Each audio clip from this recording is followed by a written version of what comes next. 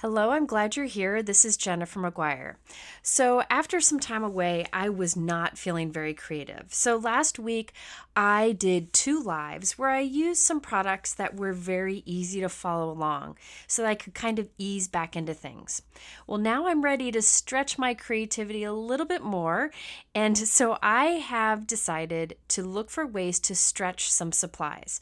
When I stretch supplies, it really gets my creative juices going. So today I have 5 different products and I'm going to come up with 3 ways to use each of those. I've got a lot of cards for you. The first 3 all look very similar but have technique differences, and I'll show you those. Then the rest of the cards have a little more variety to them. So I hope you'll stick around till the end because there's a lot to show. And by the way, the second set of cards is definitely my favorite. So easy to create. All right, a few bits of housekeeping. This video is part of a video hop. That information is in the description below, including how you can win big giveaways.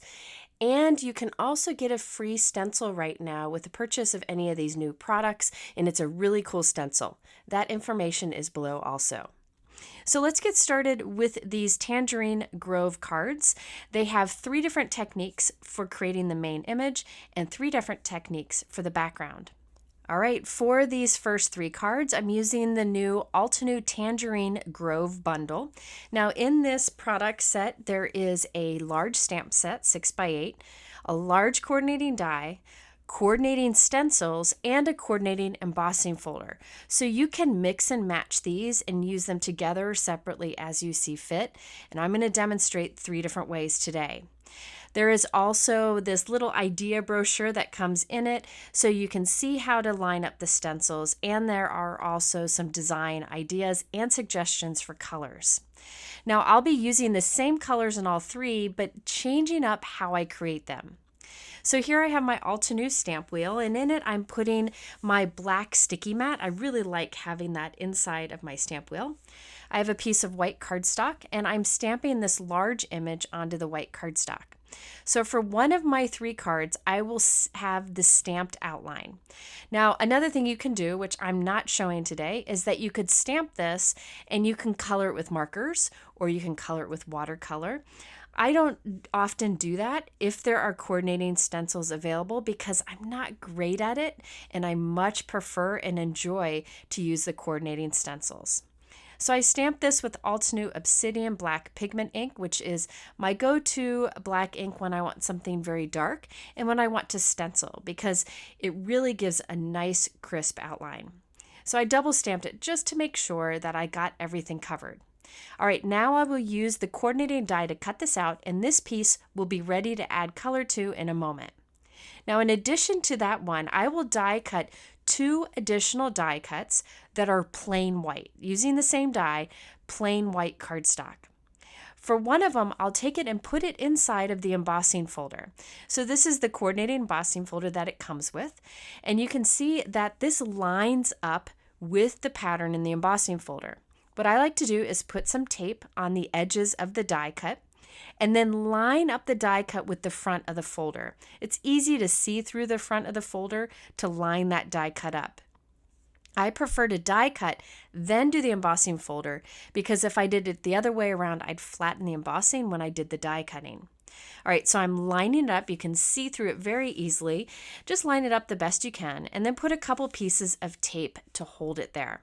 You'll now run this through your die cut machine. I'm using my Spellbinders Platinum today, and for Altenew 3D embossing folders, I use the A platform, the shim that comes with the die cut machine, a cardstock shim, then the embossing folder, and the D gray plate. And look at that beautiful impression you get. And by the way, you should be able to use this embossing folder with any die cut machine you may have. Then I have a 3rd die cut that's just plain white. So we have 3 pieces here. One is a stamped outline, one has the embossing folder on it, and one is just a plain white die cut.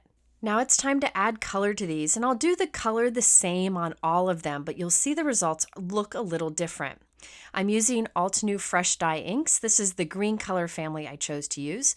I'm starting with the first stencil and using Altenew mini ink blending brushes. These are the ones I reach for the most, and applying a heavy layer of oak moss towards the center of the leaves or the base of the leaves, and then I let it kind of fade out to white at the tip of the leaves. I am not taking a lot of time to do beautiful blending. I am not taking a lot of care to get an even coverage. These inks are very forgiving and will smooth out as they dry. Next, I'm taking the aloe vera color and putting that bright lighter green at the tip of those leaves. I then can remove the stencil, move this die cut out of the way, and move on to the plain white die cut. On this plain white die cut, I'm using the stencils, but with no outline, so it's going to give us a different look. And because I already die cut the shape, it's easy to line up each stencil with it, even though there isn't a stamped outline. I'm doing the same colors on each of these 3 die cuts. All right, so I've done stencil 1 on the first die cut that has the stamped image, on the second plain white die cut, and now we'll move on to the third die cut. This is the one where we use the embossing folder. So it's plain white, but it has that texture, and you can kind of see the texture there in the video. So we'll end up having 3 different colorful die cuts, but they'll all have a slightly different look. I kept the colors the same between them so you can make a comparison. This is really a fun way to stretch your supplies when you have a little a product collection like this one, where there are different elements that can be used together or separately.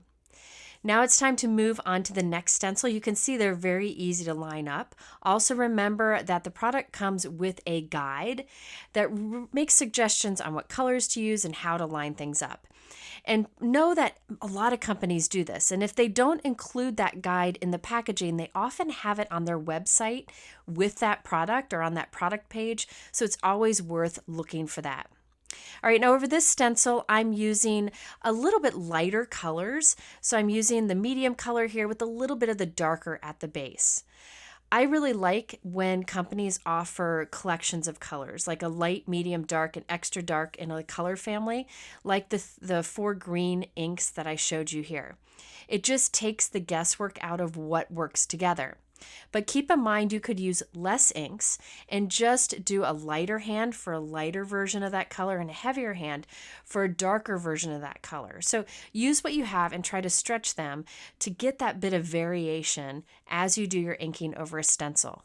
So after I've done this inking on all 3 of our die cuts, it's time to move on to stencil number 3. Now stencil number 3 has different parts to it. And I've shown different ways to handle stencils like this in different videos. In this one, I noticed that all of the openings on the left-hand side are for these next set of leaves. And there's an etched line on the stencil to designate that those leaves are together. So you can either draw a line on that or just look at that etching. But what I personally like to do is cut the stencil. Really, it's now just a mini stencil, but everything that's on that little mini stencil is lining up with those leaves. So you have different options. If a company has multiple images on one stencil, they often have an etch line to separate them. You can just look at that etch line. You can go over it with a Sharpie, which I've done in many videos. In fact, I will link to a live I did last week where I showed that. I'll link that up here in the top right and in my description below. Or you can cut them apart. I prefer to cut them apart. I'm never going to use them together, right? So I might as well cut them apart into individual stencils that make more sense to use. So over this one, I'm doing a lighter amount of color. So you can see I'm doing the medium color of green at the base and then the lightest aloe vera towards the tip, just to get a little bit of variation there. And I did that on all 3 of our die cuts. Now for the tangerines, I used a family of orange inks from Altenew. And again, you have the light, medium, dark, and extra dark. Now this next stencil has 2 parts to it. There's that etched line down the middle. So I'm cutting along that, and it really just makes it easier for me to figure out how to line these up because I'm really just focused on the one area. By the way, if you wonder why companies put different areas on one stencil, that's because it's a cost saving. Instead of having 2 stencils, they put it together on one. So that is definitely for our benefit. Now over this, I'm putting darker on one side and then I go to lighter on the other. You can really play around with shading and highlights. I just go for whatever is easiest, and it just works okay for me. So now I can move this stencil on to the next pieces and see how even though this one doesn't have an outline stamped image, I'm still able to line it up with the shape of the die cut. All right, after I did those on all three, it's time to go for that other half of that stencil that I cut apart and see how it lines up great here. Now, one thing you want to do is make sure you don't go over the edge, as I just did there. I went over the edge of my stencil, so I got some orange on my green leaf. What I should have done is been more careful with the small blending brush, or I should have done some masking. You always want to do that with any kind of coordinating stencils. You can see my little orange mark there. That's okay. I'll just cover it up with a sentiment later, no problem at all. But do keep in mind that sometimes images are close to the edge of a stencil, so you want to be careful. Now, I'm not going to show it all here, but there are stencils here for coloring in the branches. I used a mocha color for that. And then there are the flowers. Now, I wanted to show you that I tried a color over the first die cut, and I wasn't thrilled with it, so I changed it for the others. Sometimes creating multiples at once is beneficial for this reason. So I lined up the stencil. You can see I lined up those flowers. I wasn't sure what I wanted to do here. I thought about doing like a light greenish gray color towards the center of these flowers. So this is the morning frost. And once I did it, I was like, ooh, I don't like that. I didn't like that at all. So I grabbed my buttercream color, which is a very light yellow. I put a little bit of that on top just to warm it up a bit. And it's okay. But on the others, I'm just going to use the buttercream alone.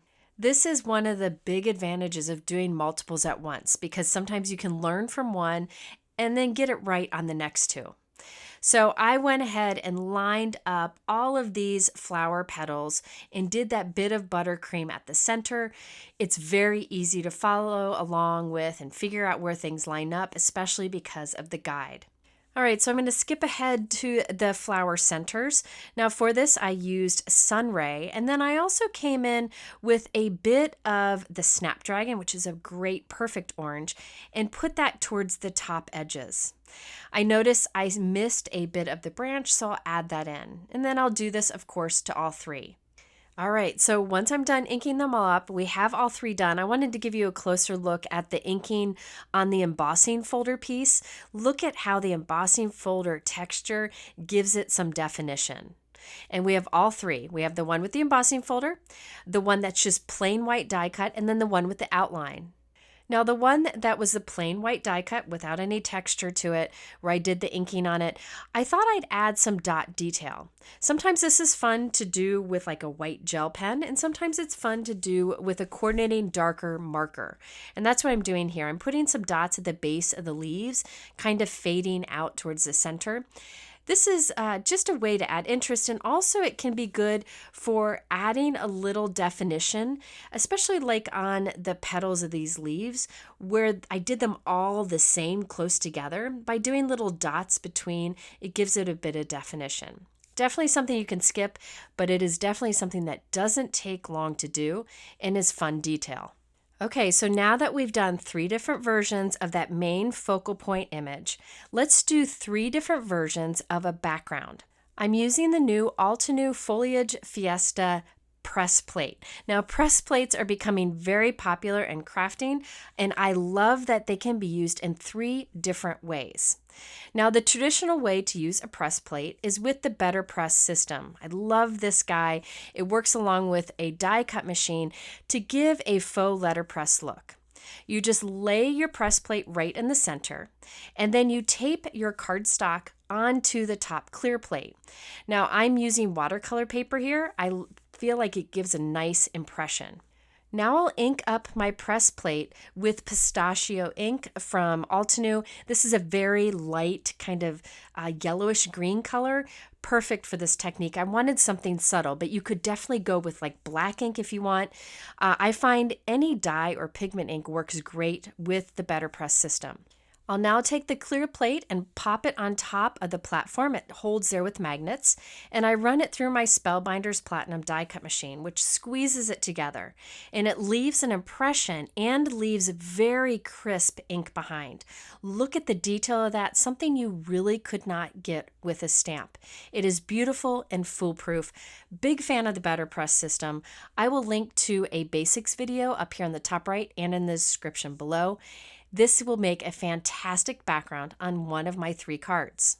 Now let's use that press plate in a different way. If you don't have a Better Press system, don't worry, you can still use press plates.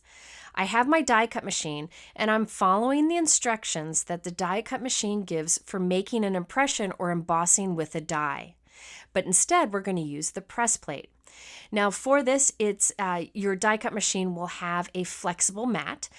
For this one, it's this gray flexible mat, and that allows you to make an impression.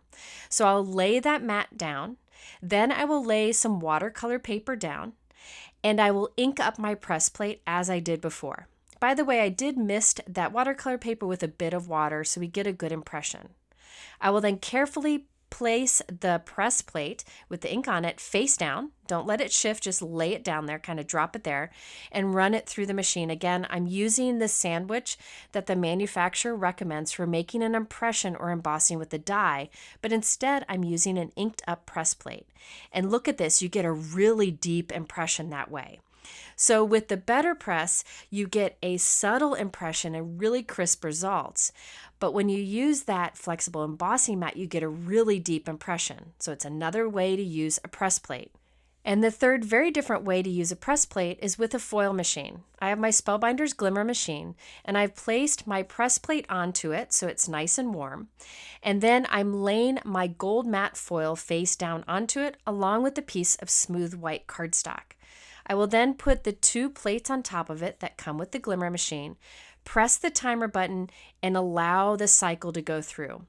Once the timer button stops flashing, I know it's time to take the platform and all of those plates out, and I run it through my Spellbinders Platinum die cut machine.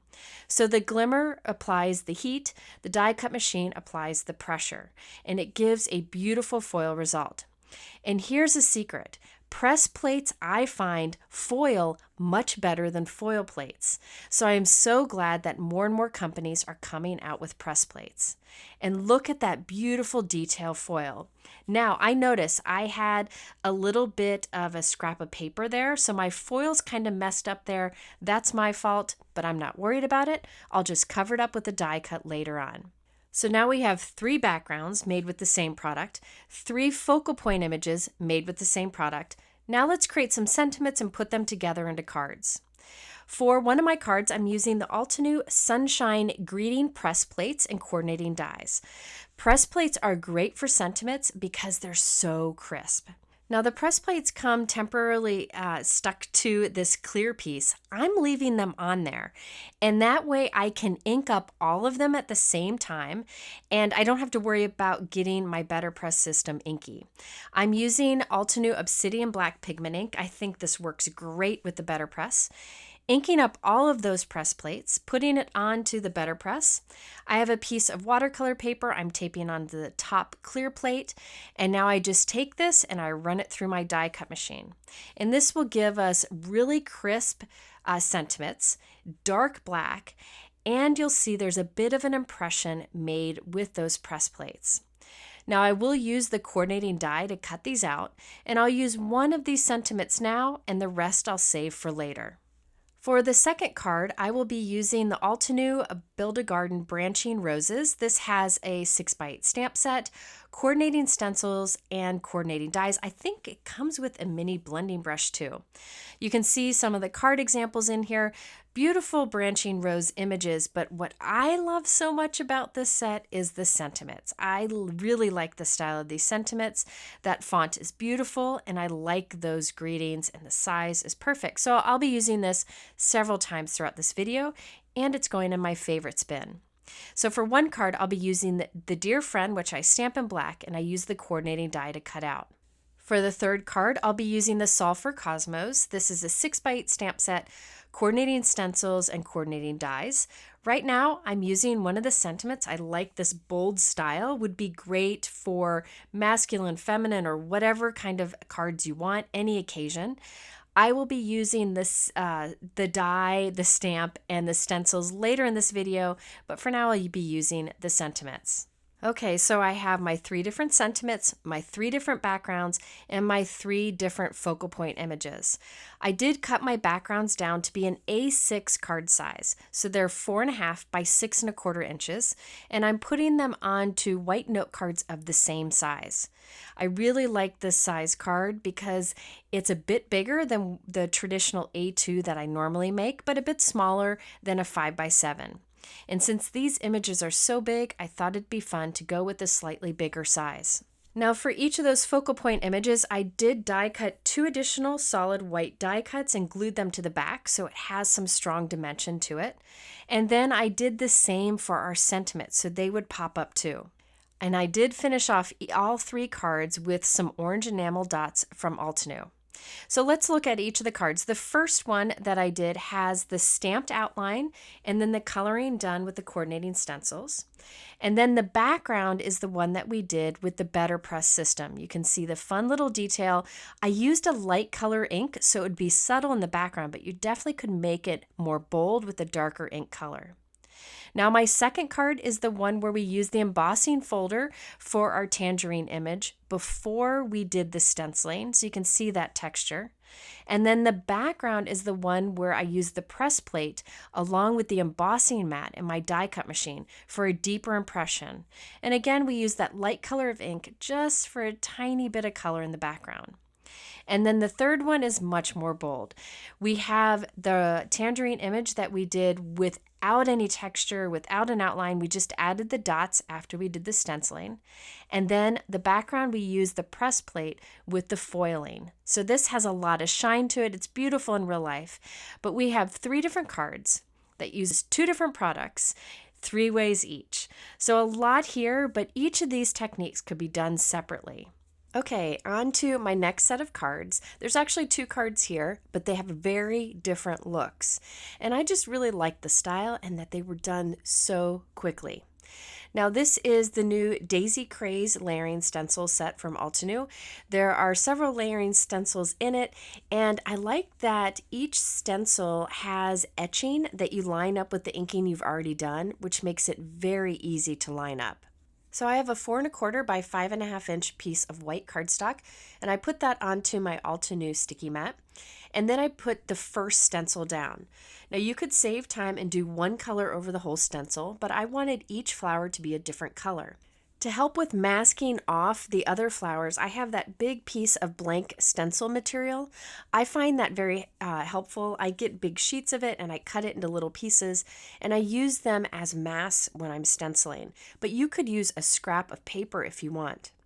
Now here I've moved on to the next one. This one was a little trickier to mask off the extra flower on the right, but I just used some scraps of paper and that blank stencil material. The other advantage of the blank stencil material is it sections down just like a stencil would, so it really holds in place. I'm switching between different colors, just trying to go for something bright here. I do try to put the ink a little heavier in the middle and lighter towards the tip. If I wanted more variation than that, I could use a light ink and a dark ink, but I really am going for fast and colorful for this. As for colors, so far I've used Snapdragon, Aqualicious, Caribbean Sky, and Coral Berry.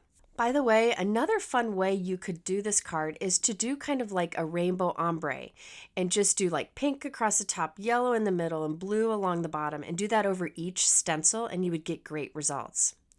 Now the second stencil was very easy to line up because it has etching on it in the shape of the flowers we've already inked. So if you line that etching up with what you've already inked, you know you've got the right placement. Now over this, I put a bit of the, what is that? Warm Sunshine ink. That's a great warm yellow. And also here I'm adding some Puffy Heart. So I'm really just grabbing some of my favorite colors, not thinking too much about it, and repeating a couple of the colors just to pull everything together. Now, after the second stencil will line up the third stencil, again, it has that etching, which makes it easy to line up. For this, I'm doing it all in green Firefly ink, so I moved to a bigger blending brush so I could cover that entire stencil very quickly. Now it's time for the last stencil. This one does the center of the flowers and also some little flowers in the background. Now I could use a yellow or orange here, but instead I thought I'd change things up and apply a paste over the stencil. This is Hero Art's white paste, but really any kind of paste or gel should work fine here. I'm applying a layer over the stencil, carefully removing the stencil, and while that paste is still wet, I'm adding embossing powder. This is silver glitter embossing powder. You could use any that you would like. And I'm going to put that embossing powder on there and set it aside to dry for a little bit.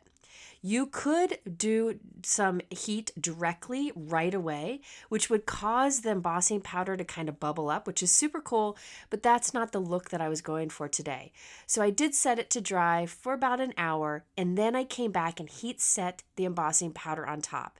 It'll take a little bit more time to heat set that embossing powder to see it melt, but it's definitely worth it because you end up with this glittery metallic look that has dimension to it. More dimension than if I were to use just embossing ink. So it's fun to use a paste over stencil, add an embossing powder, and heat set it for a lot of shine and dimension. For the center of those tiny flowers, I'm using the Altenew Gold and Silver Gem Sparkles. I really like these because they have big facets to it, so they sparkle nicely, have some fun dimension, and in the pack there's silver and gold. They have other colors too, but the silver and gold are definitely my favorite. So I put some silver at the center of each of the small flowers and added a big hug sentiment from the Sulfur Cosmos set that I showed you earlier. And we have the completed card. It really didn't take that long to do. And it's extra special because of that sparkly silver shine at the center of the flowers. This is a really easy trick to do and something that works well with a lot of layering stencils. So with layering stencils, you can do most of the layers in colored ink and then do one layer with paste and embossing powder, and it really will make it pop. So my next card using the same stencil set has a very different look to it, and this one came together very quickly thanks to using specialty inks all together on one card. So I'm starting with a piece of Lawn Fawn Blue Jay cardstock. It's one of my favorite bright navy colored cardstocks.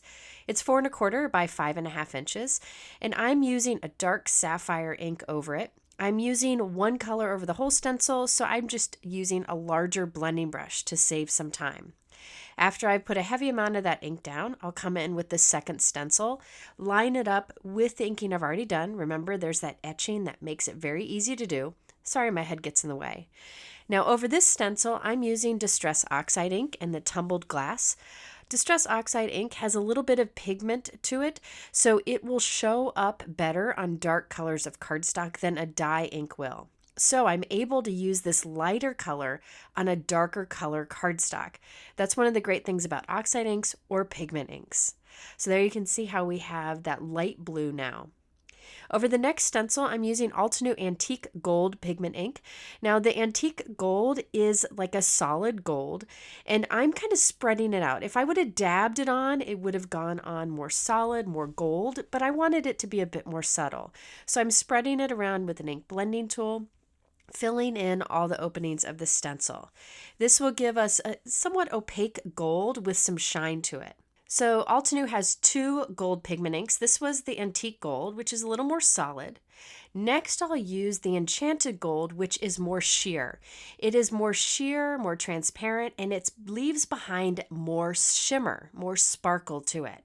Now I'm once again kind of spreading this ink on. I could put it on thicker using a pouncing motion, but I wanted it to be very subtle. And this will give us kind of a clear look with shimmer to it.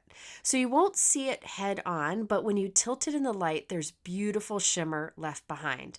Very subtle. Again, I could make it stand out more if I would have pounced it on and put more of the ink down. So there's a closer look. You can see the shimmer in those in-between dot pieces, and then the gold on the center of the flowers and the little flowers. So this is your reminder with your layering stencils to try using specialty inks. I will link to a video with more ideas on this up here on the top right and in my description below. Now I finished that off by adding it onto a 4¼ by 5½ inch white note card. For a sentiment, I used the Branching Rose stamp set that I showed you earlier. I white heat embossed that on the same blue cardstock, die cut it, added some extra die cuts behind it, and added it right to the center of our card. That's it. No embellishments or anything else, thanks to the fun look of those specialty inks. I think this card is my favorite of the bunch from today, and I plan to make more in different colors. Now I promised I would use 5 products 3 ways each, so this layering stencil set, I wanted to show you a third way to use it. However, I'm not going to turn it into a card. But this is your reminder that you can use layering stencils with one color of ink to create a really subtle background. So here I'm using a sea glass color ink, and I am applying it over all of the stencils. Same ink, same amount of ink over each of the stencils. And this will create a very nice subtle background that I can easily add a larger image to, or you could really just create a very simple, clean card. So don't think because you have layering stencils that it has to be a very complicated thing. Sometimes one color is best. So I'll save this for a future card. All right, let's move on to my last set of cards. With 3 cards in this set. I will show you 3 different ways to use an embossing folder and 3 different ways to use a stencil set. Let's start with the embossing folder backgrounds because that's definitely my favorite of all of these techniques. I'm using a new embossing folder. It's the 3D Raised Sentiments embossing folder, and I'm going to talk more about it in a moment, but first let's get started with the first technique. I'm taping a piece of white cardstock into the folder on the side of the folder where the words are raised. I will then ink up the other side of the folder using an Altenew color. That's definitely a favorite of mine. This is Dewdrop ink. Now you can use any dye ink here, even pigment ink or oxide ink, and I'm going to ink up this side of the folder as best as I can. It will not ink very well. It'll look splotchy and awful at first because really an embossing folder isn't designed to take ink, right? So you got to repeat the process a few times. Leave the paper where it is and repeat the process. I usually do 3 times. You could do a little more, a little less if you want to. But the more you do this, the more crisp and solid your background will get. It'll be splotchy after the first pass. If needed, you can add a cardstock shim into the sandwich of your die cut machine to really transfer all of that ink.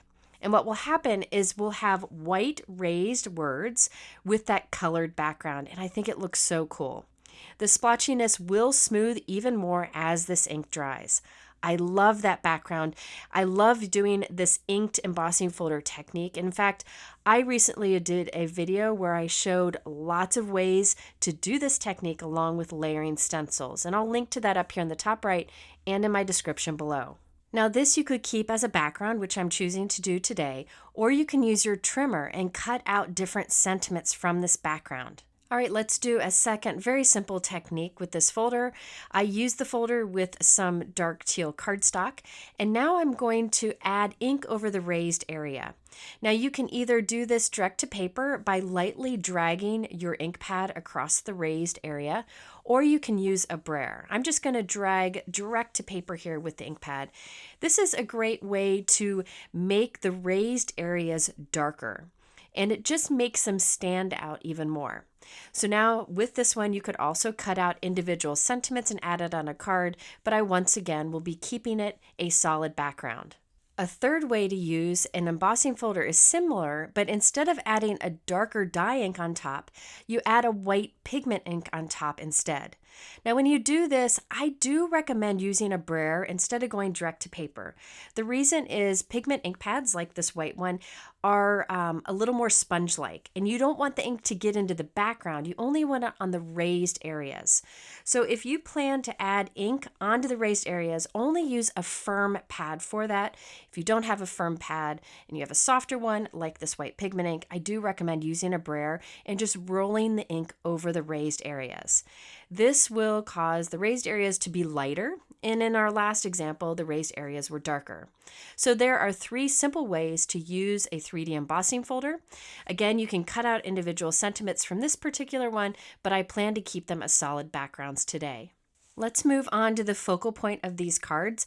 I will again be using a bundle of products where there's stencils, stamps, and dies, just like I did with the tangerines earlier, but I'm going to change up the technique slightly this time, giving 3 different ideas. So this is the Sulfur Cosmos. I showed it to you earlier. I used the sentiments from this many times. Now I'm going to use that main floral image, and I really like the style of it. And if you're looking to try an easy to line up coordinating stencil set and stamp set, this is a good option. It's very easy to follow. And I like that you can use the stencils with the stamp set or alone to get 2 different looks. Not always do coordinating stencils offer that, but the ones I chose today definitely do. I also like that this particular layering stencil set comes with that additional bonus background stencil that you see there on the left, so I'll use that on one of mine also. I started by cutting 3 of these white die cuts. No stamping, just did 3 white die cuts plain, and I'm lining up the stencils on each. So this is the first stencil. I'm applying dewdrop ink over it. Very simple, trying to do a little heavier towards the center and lighter at the tips. Now for the second die cut, I'll do the same thing, but I'm also going to add some interest to it using that bonus stencil. So I'll first apply the light amount of that dewdrop color. I tell you, this color is beautiful. Then before I remove this stencil, I'm going to take the other pattern stencil and lay it on top and apply a heavier hand of that same color over those openings. I'm not taking care to get a perfect application over the stencil. I just want a bit of that pattern to show up in those petals. So I'll line that up, and I'm just kind of putting some ink down here over this flower and some ink heavy up here on this flower, and you can see how we added a little bit of this pattern to the petals underneath. So this is another way you can step up your stencils by double stenciling. That's putting one stencil down and then another on top. Now I repeated this process for all of the stencils. I'm not going to show them all because they're very easy to line up, and we did some of this earlier in the video. But on 2 of my die cuts, I just did plain old stenciling. And on the third die cut, the one you see here, we will ink it up and then put that bonus stencil on top to give us a bit of that pattern. Any stencil with a small pattern like this works for this technique, or even a stamp with the same small pattern. So I continued to do the stenciling over all of the flower stencils, and I did the pattern on one of the flowers. And then for the leaves, I just did straight up green. I didn't do that double stenciling, I just kept it solid. So in the end, that third die cut only has the pattern on the flower petals themselves. It's just a way to change up the look of your products. That's what stretching the supplies is really about, making sure that you really use the products that you invest in and you find creative ways to use them. All right, so I trimmed my embossing folder backgrounds down and added them to A2 note cards that are 4 1/4 by 5.5 inches. I then die cut additional white die cuts of the flowers and glued them behind our inked ones so they have some strong dimension to them. And I'm gluing them onto our note cards. Notice that I'm allowing some of this image to hang off the note cards. That's one of the things I like about big florals like this. You can choose to have them hang off the edge of your smaller note cards, or you can use them on bigger cards such as 5x7. Now these, if I leave any elements hanging off the note card, I'll just use a bigger envelope for them. Or another option is to trim the excess off. I recommend using Spellbinder's 9-inch Pro shears for this. These cut through those layers beautifully, cut through like butter, and it's really easy to cut along a straight edge like the edge of a note card with them. So I chose to assemble these each a little bit different. And by the way, you see that flower on the right? That was the third stenciled floral that I did. I did end up going and stamping on top of it in the end. Normally I do the stamping first, then the stenciling, but I wasn't sure if I wanted it. So I saved the stamping till the end, and I'm glad that I ended up doing the third that way. By the way, I work on a glass mat that is magnetic. It's a Glassboard Studio magnetic glass mat. I have a code for 20% off below. I love this magnetic work surface. And now they have these bigger mega magnets, the ones that you see on the middle card there, that help to hold things in place as you work on them or as they dry. Really like them. I've been testing them off screen for a while and have been pleased with them. I have those linked below with the discount code if you're interested. I get a lot of questions about my work surface, so I thought I'd mention that. By the way, for the sentiments, I used the Branching Roses stamp set and coordinating dies once again and didn't add anything else to these. So here are my 3 cards where I used 2 different products in 3 ways each. Now the first one is where we press that ink into the embossing folder for that soft background. Notice that I allowed the image to hang off the edges, so I will put this in an A6 envelope, which is a little bit bigger, and it'll fit in just fine. I really like the look of that soft color in the background with the raised white, and that is a really easy technique you can do with any embossing folder. As for the floral, I had originally inked this up with just the stencils on the white die cut, but I changed my mind and added the black stamping afterwards. Now for the second card, I again have images hanging off, so I'm putting this in a bigger envelope, this time 5x7. The floral image on this one, I just used the stencils and skipped the stamp outline. I really like the soft look that it gives. And then the background is where we applied the white pigment ink to the raised areas of the embossing folder background. And then here's our third one. This one's trimmed down so it'll fit into a regular envelope. This is where I applied dark ink to the raised areas of the background. And then the floral image, you can see I trimmed it down quite a bit, but that's the one where we did the double stenciling to add the detail to the petals. So we did 3 different ways for that focal point image and 3 different ways for the background. I wanted to show you a few more things before I wrap this up. One is that you could use white cardstock for this sentiment embossing folder and then use a dark ink brayered over the raised area. Then you can easily cut out those sentiments. As I mentioned a few times, you just use your trimmer, but I wanted to show you what one of those sentiment strips would look like. This is such a fun way to add some texture to your sentiment. Now, there was another product collection that just came out that I didn't have a chance to use today, but I hope to in a future video. I know that when Altenew comes out with these big 8.5x11 stamp sets, they're always very popular, and they have a new one out. This is the Flutter in Bloom. There's that large stamp set, coordinating dies, coordinating layering stencils, and a coordinating embossing folder. So you can use these to mix and match like I did on the Tangerine Grove examples earlier. And I like that this also has some butterflies in it. So I just wanted to mention this because I know many of you like that large 8.5x11 style stamp set because the images are so big that you can actually use them on a background, cut them in half, and get a 2-for-1 card matchup. And of course, here are some examples of using it. All right, so that's what I have for you today. I did want to remind you that this video is part of a video hop. I have information on where to hop next in my description below. Also information on how to get that really cool stencil for free. So be sure to check that out below. You can also go over to my blog where I have that information and much more, including photos of all of these cards. At the end here, I'll link to a couple other related videos. I thank you for spending this time with me. I know my videos are long, but I hope they're valuable to you. Thanks so much. I'll see you again soon, and take care.